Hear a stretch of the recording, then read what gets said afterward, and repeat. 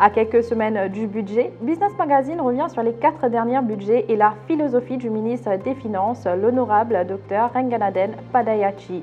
On vous livre également les dernières attentes sectorielles des activités majeures de notre économie, tout comme nos actualités au quotidien, pour bien sûr terminer avec nos dossiers de la semaine. Chers internautes, bienvenue dans Actu Éco, votre rendez-vous économique hebdomadaire.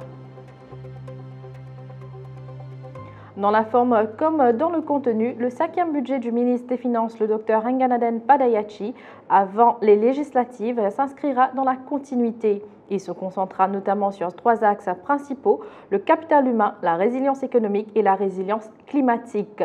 Il ne faut pas l'oublier, la protection sociale et l'inclusion ont été au centre des 4 premiers budgets du ministre des Finances. Or, que pour cette politique soit durable, il a été alors essentiel de créer les conditions pour une croissance soutenue. Et on l'a vu, ces dernières années, la croissance a été tirée principalement par la reprise dans le tourisme et la construction des biens immobiliers et infrastructures publiques. Cela dit, là où le bas blesse, c'est l'absence d'investissement qui crée une production future.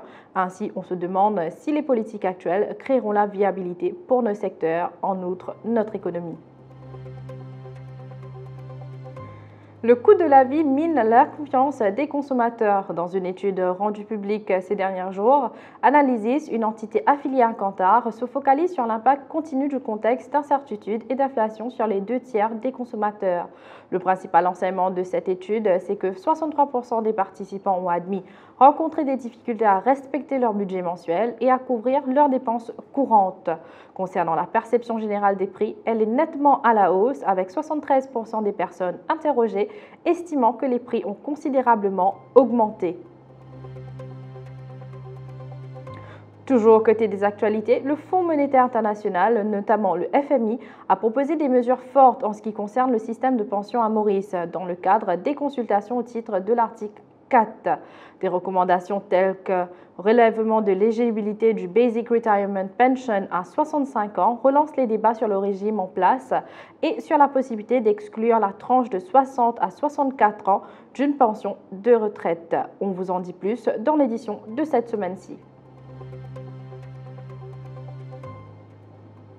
Côté Business File, nous vous présentons comme d'habitude 2 dossiers. Le premier faisant le point sur le marché du tourisme, où on vous parle des mesures lancées par les autorités à continuer à faire croître le secteur, ainsi qu'un dossier spécial aéroport pour démontrer comment un réseau aérien amélioré et fiable est indispensable à la prospérité économique d'un pays.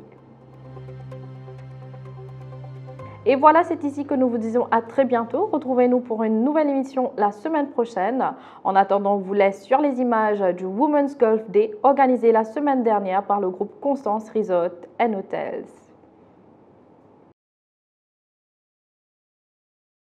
Avec pour mission d'élever le statut des femmes dans le golf, la journée du golf féminin organisée par le groupe Constance Resort & Hotels visait à mettre en valeur la diversité des talents et le dévouement imbranlable des golfeuses de tout horizon. Ainsi, c'est dans le cadre du Picturesque Legend Golf Course que les participants ont pris le départ tout en démontrant un esprit sportif et de camaraderie.